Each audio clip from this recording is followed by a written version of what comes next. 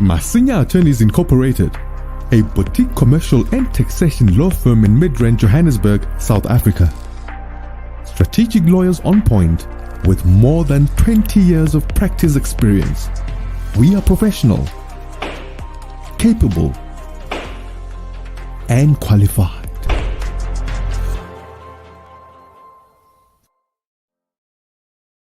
Hello, everybody. Thank you so much for joining me in Solomon's Temple. My name is Solomon Nizanga Shams, and I want to welcome you. Thank you for taking your time to be here with us, to be here with me.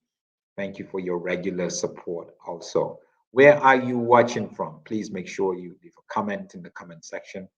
If you're watching from Europe, from North America, from across the continent, beautiful continent of Africa, South America, Asia, or even the Middle East, please notify us. And please make sure you join the conversation also in the course of this topic. Make sure you share your thoughts, your agreement, your disagreement, something that we can learn from, something that we can, look at and consider. If you're here for the first time, please make sure you subscribe. Or if you're watching and you haven't subscribed yet, what are you waiting for? Please go ahead and subscribe because it's important for us.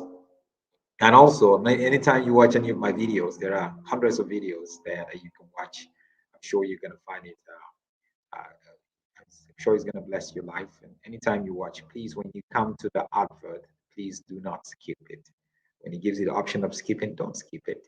Just watch it, because that way we're going to be able to be recognized by YouTube that we have faithful viewers, and it's going to go a long way in helping us in so many different ways. Also in the placement of the videos, recommending the videos to other people, and a whole lot of other stuff. So please make sure you do that. Thank you everyone who is here and joining. James Bond, U007 now. Say, Brother Solomon, nice to hear again. Nice to hear again. Yes, good to have you here. Lebohang from Palaboa up in Limpopo. Hope you're doing well. Yomi, all the way from Manchester in England, in the UK. Great to have you here. Adi from Bushbuck Ridge. Awesome. Ronel is in the house from Bloemfontein. Emerald from Lusaka. Good to have you here. Bongani, great to have you here. Choni from Linksfield. Hali, you're a faithful viewer. You don't miss it. Thank you. And thank you, Hali, also for your regular contributions. You always bring a very insightful view to some of the issues that we put here. Faith, great to have you here. Evelyn from Switzerland, good to have you here. Kakiso from Brits, you're in the temple. Indeed. Ella from Soweto. Sema from Botswana. Great to have you here. So I was following, I'm a news junkie, so I follow the news quite a lot, because the way that I look at news is I always try to get a biblical worldview to issues, issues that are in the news. So I look at it and I'm like, so what is God saying?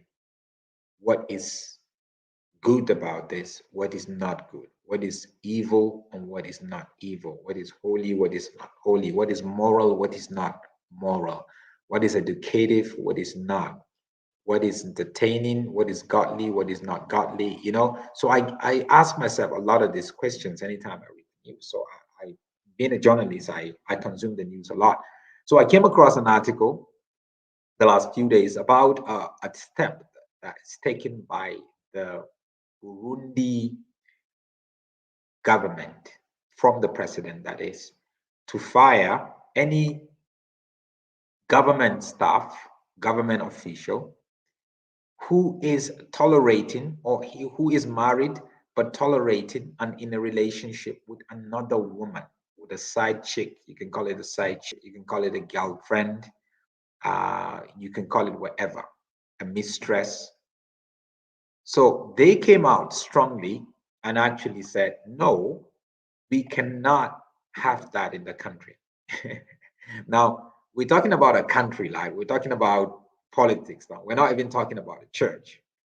it's okay when you hear that from a church saying, look, any church staff who is married and in an immoral relationship with another woman who is his mistress, his side chick or his girlfriend, would be fired. But this is not coming from a church. This is not coming from a moral entity, from a moral institution, so-called moral institution. It's not like politics shouldn't be moral institution. It should be, but it's just the way that it's been corrupted and bastardized. That's why I think we lost that. But so it was a shock for a lot of people. I'm not sure I've ever heard that anywhere, in history where that sort of step was taken. And the Burundi government, now said, no, any government official, if you work for the government and you are married, but in spite of being married, you still have a girlfriend, a mistress, consider yourself fired. I'm sure there's a lot of people that will just go out that same day and like, hey, they fire their girlfriends, they fire their mistress. So we're not even talking about the state of polygamy, right? Which is culturally acceptable in a lot of African countries, or even religiously acceptable. Some religion actually accept polygamy, like Islam. But we're talking about you are pretending to be practicing monogamy, but you now tolerate and you're involved with another woman, so you set another home. Not just set another home, you actually have kids. And some of this relationship has been going on for 7 years, for 10 years, and no commitment. We can look at it from a different perspective. We can look at it from a moral perspective. We can look at the benefits from a moral perspective, But when the Burundi government made that statement, they actually they actually gave a press statement. This is the press statement. It's in French, so my French is very limited. But you can see it. Everything is written in République du Burundi. You can see it up there. Everything is written in French. This is a copy of the directive to the government officials. If you work for the government all across the country of Burundi, which is an East African country, a lot of French there, and a bit of, I think they speak a bit of Hutu there also. You cannot have that privilege to have a girlfriend. It's not going to be tolerated. So you can imagine how many government officials are sort of like involved in this, just like a lot of other African countries. I'm sure Hali in Ghana is also rampant. In Nigeria, it's very rampant. Across African continent, it's very rampant.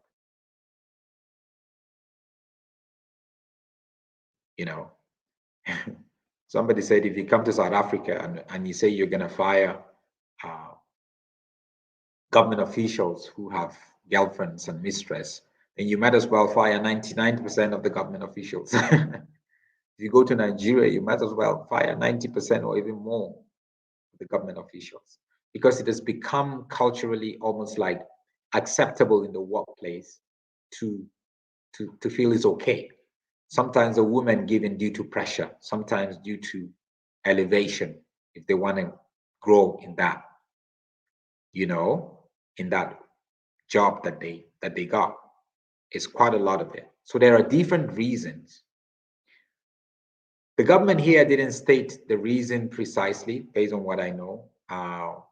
But I have to take you back to like 4 years ago in 2017, before this current president.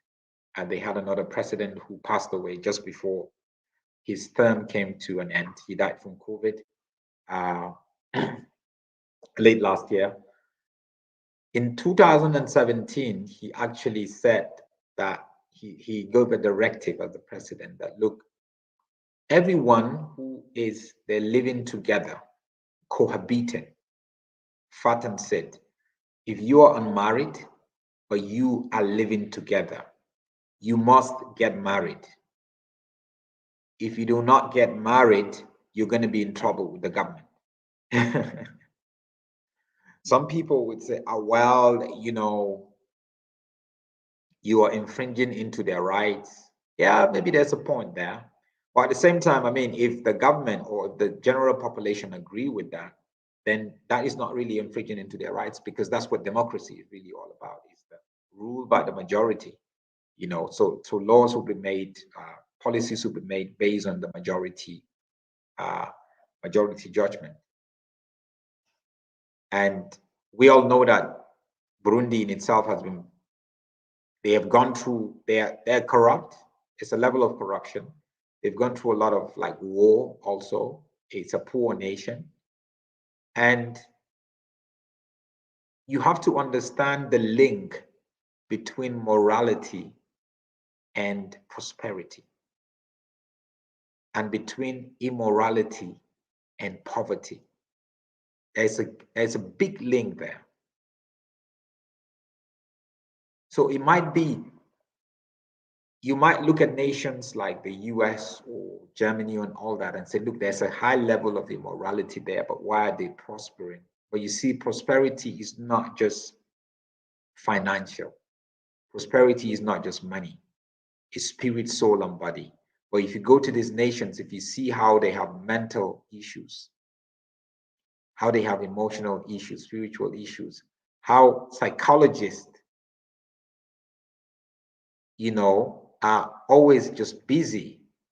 Young people are taking their lives, or people are taking their lives because they're just tired of living. In Africa, how many people take their lives? I mean, in South Africa, it's different, because South Africa is a mix of the Western world and Africa. But there is a great relationship between morality, the moral state of a nation, and the prosperity of that nation.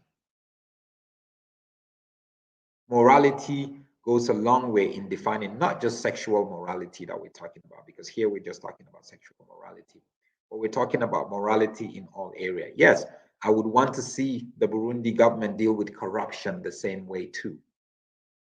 So no, if you're caught taking a bribe, or if you're caught being corrupt, you're going to be fired. Not just be fired, you're going to be put in jail. That's what Nigeria should do too.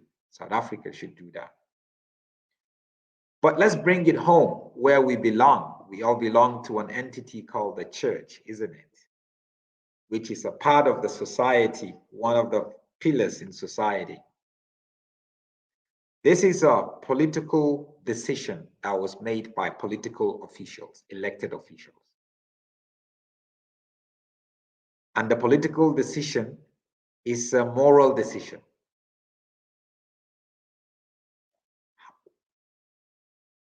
How about we do the same in church? Not even how about we do the same in church. Why is it taking us so long to be vocal about these things around the church? Saying, if you are a priest, if you are a pastor, if you are a bishop, and you've discovered to have a side chick, a girlfriend, and you are married, you should be fired. And firing somebody doesn't mean you do not love them. Firing somebody doesn't mean you're just kicking them into the forest to be eaten by the wolves. No. You're saying you have failed to meet the standard. So step aside. But whilst you step aside, we would also help you through a process of repentance and restoration, because I don't believe you should just throw somebody out and leave them out there. How do you help them? You don't throw the wounded and leave them there to die. No. You help them through the process. How are you going to help the wounded to get healing? How are you going to get the wounded to be able to get some sort of restoration to be back on their feet again, and to go back in the war front and fight, because that's who we are as Christians. We are soldiers for Christ. We're always in a battle.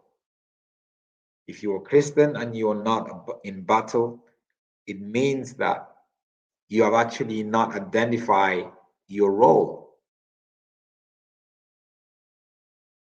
Because in Africa, we have seen African church experiencing a lot of sexual immorality. Almost every week, there is a level of news. Thank God for social media now. Whether it happens in Tanzania, in Dar es Salaam, it's going to go viral all across Africa. Whether it happens out in Bujumbura, in Burundi, or somewhere in Maputo, in Mozambique, it's going to go viral. Somewhere in Accra, in Ghana, Freetown, Sierra Leone, or it's up there in Lagos, Nigeria, or somewhere in Douala or Yaoundé in Cameroon, it goes viral. Lusaka in Zambia or Harare in Zimbabwe, it goes viral.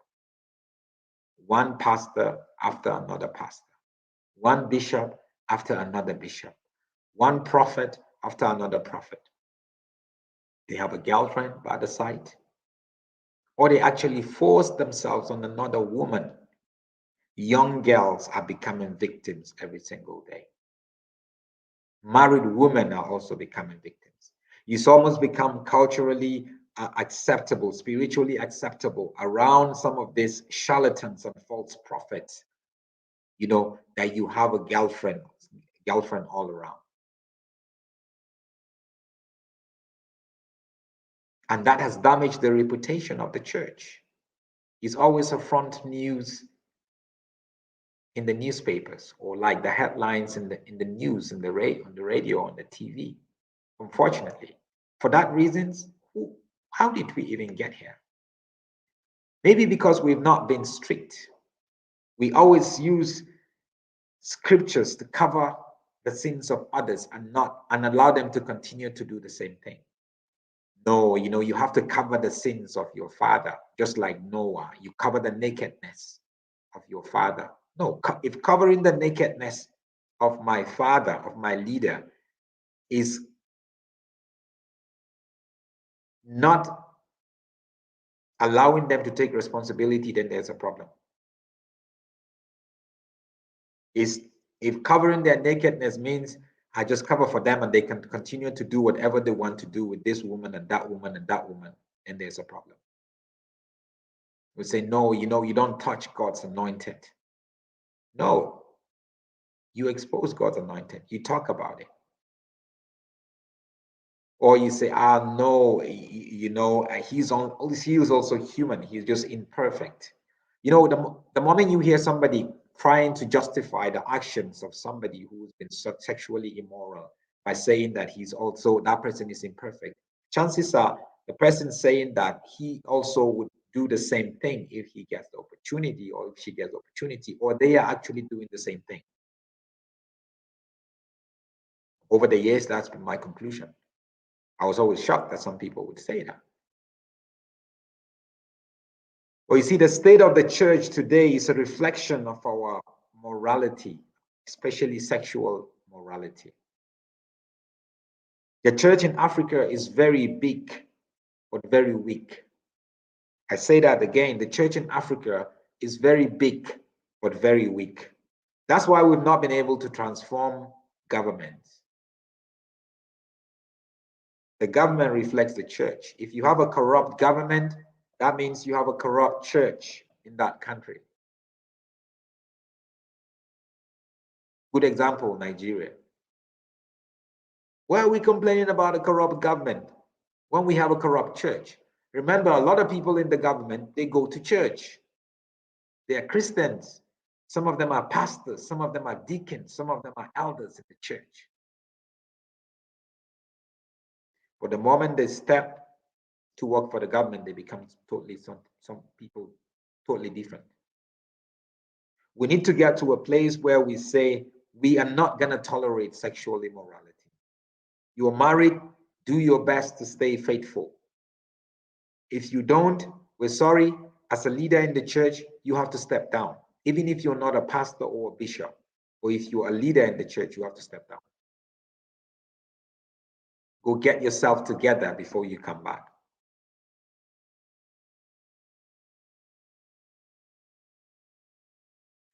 And the fact is, if people don't see the bishops and the pastors and the prophets practicing marriage faithfulness, sexual purity to one wife and being faithful to one wife, they're going to do the same thing because the spiritual leaders are not doing the same thing. They're not doing that. They're not practicing what they preach. So they're going to follow the same route. And before you know it, everyone around the church becomes a hypocrite because we're not practicing what we preach.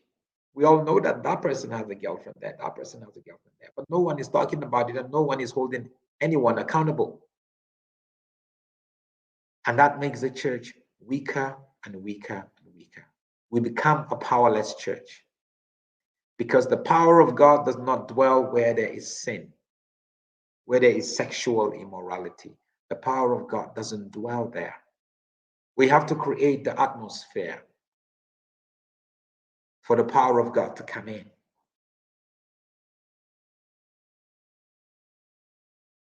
You might say, oh, well, I'm nobody in the church, I'm not even a leader or whatever. But you have a responsibility, first, to pray that God would expose the truth. And secondly, you have a voice, you can ask questions. Don't just keep quiet because everybody is keeping quiet. The more you keep quiet, the more you begin to weaken your level of consciousness when it comes to morality and immorality. But the more you speak out, the more you are aware of that, the more your spirit, your being will not tolerate it. And that's just important. It's important. So I wish a whole lot of governments would do the same thing that the Burundian government just did. But at the same time, importantly, I wish churches, the different denominations and different independent churches, and the Baptist, the Anglican, the Presbyterian, and the Catholic, and the Charismatic, and the Pentecostal, I wish we would put our foot down, because a lot of the powerlessness that we are experiencing today as a nation is because of those things. And we don't understand that we as a church, we are gatekeepers to nations. We're gatekeepers to nations.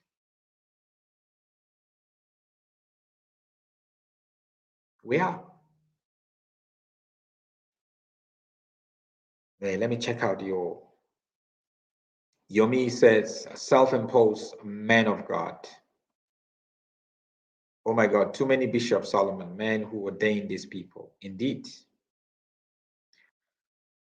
Ali says, a church known to live in sin and cover up sin cannot address the issues of the world. The place of authority is lost through sin. There isn't a difference between the church and the secular. Indeed.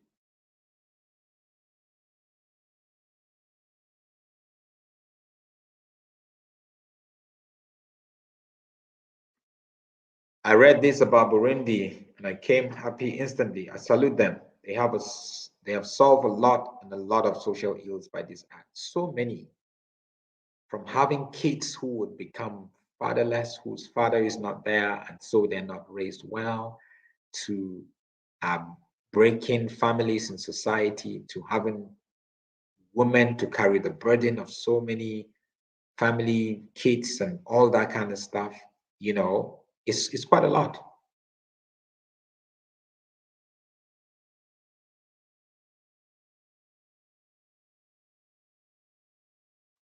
This is a moral dilemma. I'm not sure why this action was taken. I guess maybe it cost them a lot of money. Yeah. Because they just said there's been lawlessness, there's no order, and they trace it to that level.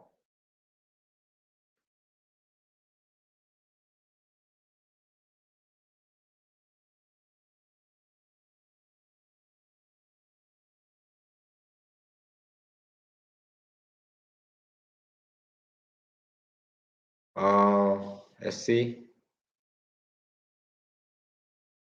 So we have to really look at it and think and think and think. And even by yourself, you have to tell yourself by yourself, what are you doing? Are you pursuing the moral standards that God has set for us every day in all areas? Or are you compromising here and compromising there? Or are you following? Even if you fail, you get up and say, look, I'm going to do my best and make sure that I do it. That's what God requires from us. Not that we're perfect, but He requires that when we make mistakes, when we get it wrong, we get up and say, we have to do it right. And that's my plea to you, today. Please make sure that you follow up and you do that. Thank you so much, guys. God bless you. Please, if you haven't subscribed, make sure you subscribe right away. Solomon's Temple. Make sure you go click on the subscription button and subscribe so you can follow all my other videos that will come. And also there are other videos there that you can check out. I'm going to be back later. Actually, I'm thinking about either today or tomorrow, that I'm going to talk about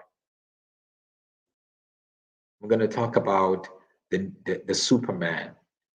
It's over the news now that the Superman is now bisexual. So you know what that means.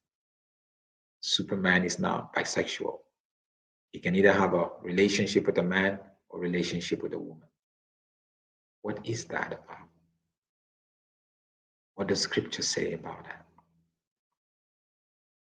Anyway, finally, I'll leave you with this verse from Hebrews 13:4. It said, let marriage be held in honor among all, and let the marriage bed be undefiled, for God will judge the sexually immoral and adulterous. It's a big calling. If you're married, if you intend to get married, this is a big calling. Weigh this up, take this serious, and live by it day by day. Thank you so much, guys. God bless you. I'll catch you again later.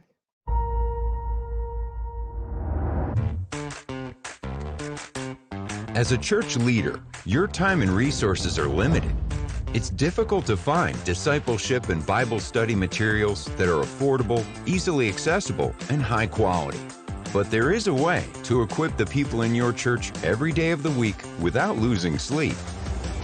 Welcome to Right Now Media, the world's largest library of video-driven Bible study resources, used by more than 20,000 churches, schools, and organizations. With a Right Now Media subscription, everyone in your church can access thousands of biblical resources for kids, couples, small groups, and more. Give your members access to great content, anytime, anywhere, on any device. And God specifically says, the way you think, that's not the same way I think. Equip and inspire everyone in your church beyond Sunday